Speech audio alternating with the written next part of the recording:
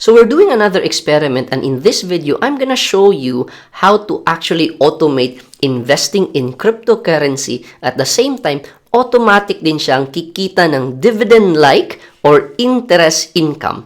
Tapos i-check natin at the end of this year kung worth it ba mag-invest dito. So yeah, let's go!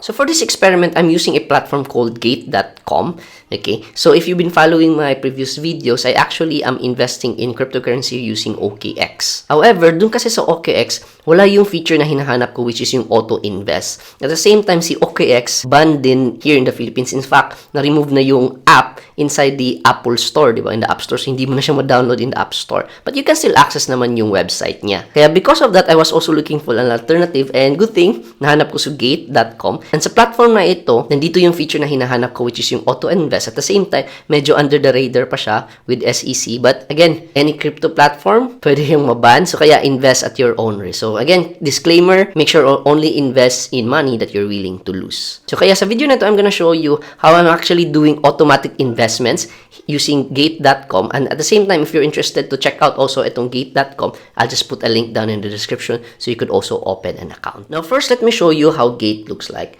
So this is the dashboard. So as you can see dito, meron na tayong $63. Okay? And then dito makikita mo yung mga different crypto that you can invest in. And at the same time, dito makikita mo lahat ng what's inside the Gate platform. So click mo lang yung more, and yeah, sobrang dami niyan. Assets, activities, trade, and whatnot. So para hindi tayo ma-overwhelm, let me show you first yung mga the usual. So first is dito sa trade, click mo yung middle button, trade. So dyan makikita mo yung where you can invest cryptocurrency. So dito like Bitcoin and USDT. So you're buying Bitcoin using USDT. Okay, and if you notice dito, ito yung sell, ito yung buy. So this is spot trading talaga, meaning bibilhin mo talaga yung Bitcoin, yung crypto. So you really own it. Okay, tapos just like stock market, may mga bumibili, may nagbebenta. Okay, and then just click this one and makikita mo mga different crypto na you want to invest in. Ethereum, Solana, Hype, XRP, and so on and so forth. So the usual trade. And then meron din dito futures. So if gusto mong mag-long, mag-short, or mag-leverage, okay, pwede rin dito. Pero again, we don't do that kasi mawala yung pera natin, maubos yung pera natin dyan. Okay, so the usual trade, and then futures if you wanna do that. And then at the same time, meron din dito yung earn feature. So earn feature. So dito yung parang kikita ka ng interest or dividend-like income. So if you notice dito, USDT with 6.4%, Bitcoin at 5.1%, Ethereum at 7.22%. So ito yung mga different cryptocurrency that you can earn, okay? Earn interest. So meron na tayong $32 dyan. And then, however, ito lang yung notice ko sa earn nila, earn feature. Yung earn, let's say for example, USDT. So flexible siya, meaning you can withdraw it anytime. Kikita siya ng 6.4 and flexible, you can withdraw it anytime. Minimum amount 1, okay? Pero, ito lang yung problem. If you notice dito, yung standard rate niya is 1.4% lang. Okay? Tapos yung 5%, yan yung bonus. Meaning, yung bonus mo, kikita ka ng instead nakikita siya ng USD, kikita siya ng Gate token. So this is the cryptocurrency of Gate.com. So yung bonus, which is yung 5%, will be on Gate token. Alright? So yan yung nakita ko. Compared with OKX, medyo maganda yung OKX kasi for first-time users, medyo malaki yung interest na binibigay nila. Now, another interesting thing with Gate.com, okay, is itong TradFi. Okay, TradFi. So dito, you can invest in like metals, stocks, indices, forex. However, dito, this is like CFD. If you notice, CFD, meaning hindi totoo. Contract for difference. Basically, if I'm not mistaken, synthetic siya. So it's just tracking the price. So instead of owning the asset talaga, like let's say, metals, gold. So you don't own gold, you just own the CFD that tracks the price of gold. So, para siyang ganun. Compared with spot talaga. However, here's the interesting thing. Kasi meron na silang bagong update si Gate, itong stocks. Stocks meaning you can really own yung stocks mo. In fact, dito, if you can see, these are like US stocks. So, Micron, Nvidia, Tesla, Apple. So, nakaspot to. Meaning, you really own the stocks of these companies. And if you notice also, di ba, ito close, close, close. Meaning, close pa kasi ngayon yung US stock market. So, yung stock market in the US opens around 9:30 a.m. din. Pero, since dito tayo sa Pinas, 9:30 p.m. mag-o-open ito. So, when I tried investing dito, I actually have to wait 9:30 p.m. Tapos, note mo rin yung DST, daily saving time nila kasi minsan nag-a-adjust yung time nila doon. But basically dito, meron tayong Schwab ETF and meron din tayong VOO S&P 500 na ETF dito sa stocks. And another cool thing sa Gate, meron din silang access to IPO. In fact, punta tayo dito sa home and then more and then dito, scroll down sa baba, meron silang IPO access. Kasi right now, SpaceX, not Starlink. So, SpaceX, di ba, mayari ng Starlink. So, yun, pwede ka rin mag-join sa mga IPO. So, initial public offering ng SpaceX. Pero ako, I'm not joining this one kasi medyo hype. And usually kapag hype yung stocks, nagda-down. But again, we wanna avoid as much risk as possible. So ngayon, let me show you yung automatic investing ko in cryptocurrency. And paano kikita automatically din in the earn feature. Now, to fund naman yung Gate account mo is that what I do is I buy in CoinsPH. So, bibili ako ng USDT in coins. And yung kagandahan kasi with CoinsPH, sobrang baba din yung spread niya. And nakaspot din siya. And in terms of fees, sobrang ganda din. Okay naman siya so far. So, I bought in CoinsPH. And from my CoinsPH, I transferred the USDT to Gate. Now, I'm using the blockchain Solana para at least naman mura lang yung network fee niya. And so far, sobrang smooth naman yung transaction. So, again, from coins, I buy USDT. USDT, I send it to my Gate account using Solana network. And so far, sobrang smooth naman ng transaction. So, here's how you can do it. Basically, punta ka lang sa trade. Click mo yung trade. And then, punta ka dito sa upper corner. Meron yung convert. Okay, so convert. Now, once you click that convert dito, ito yung feature na hinahanap ko.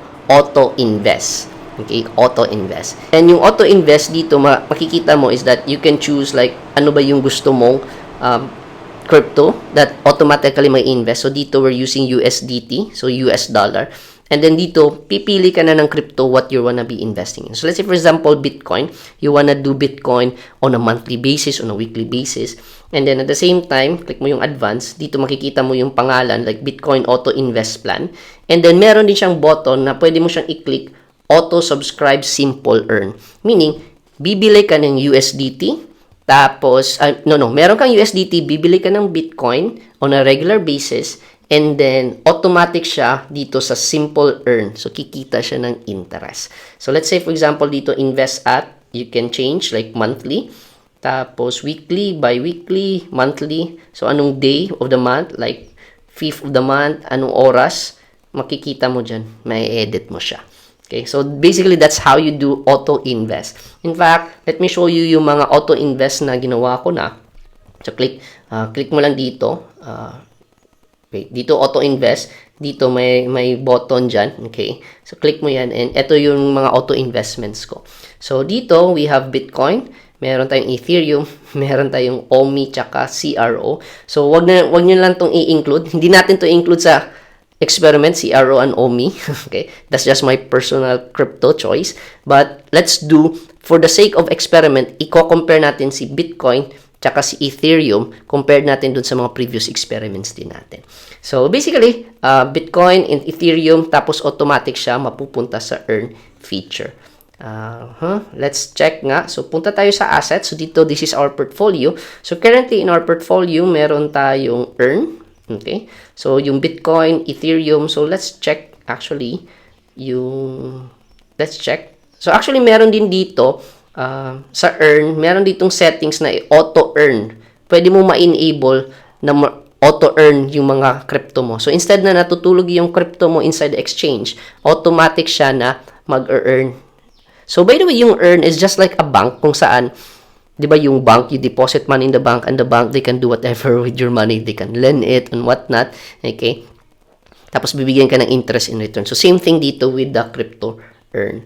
So, if you see dito, USDT 6.4, 5.1. So, ito yung mga earn features natin. Okay. So yeah, that's it for the earn. Let me just show you around na lang. So we have $63 dyan. So earn feature. So ito yung mga holdings natin. Bitcoin, Ethereum. Wait. Okay. And then yung other crypto natin. At the same time, yung USDT din, while nagwi-wait siya na ma-execute yung auto-invest natin, pwede ka maglagay dito ng USDT. Tapos at least kikita din siya ng interest.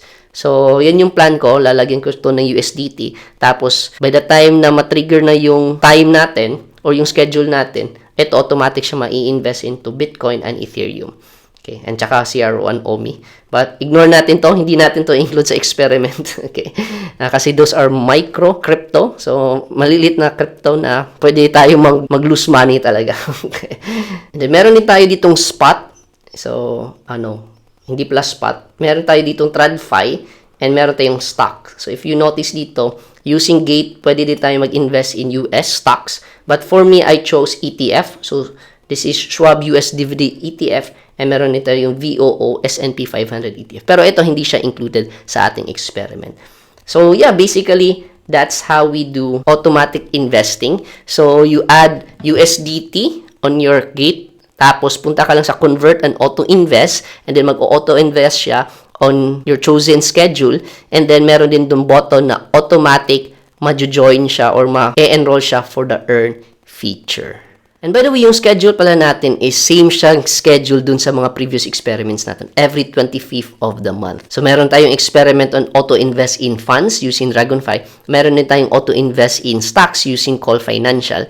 And this is gonna be our third experiment. Auto-invest in cryptocurrency tapos automatic nakikita din ng dividends or interest. Kasi sa funds, dividend funds yun.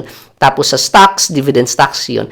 Tapos eto naman sa for cryptocurrency, automatic kumikita ng interest din through earn. And i-check natin at the end of this year, ano ba yung mas effective na experiment natin. So yeah, if you also wanna join me in this experiment and you also wanna explore gate.com, I'll just put a link down in the description so you can also create your account. Now, if you're interested dun sa mga previous experiment ko, then you can check out this next video. So dito would be the auto-invest in funds and ito naman is auto-invest in stocks. So yeah, just check out these experiments and I'll see you there.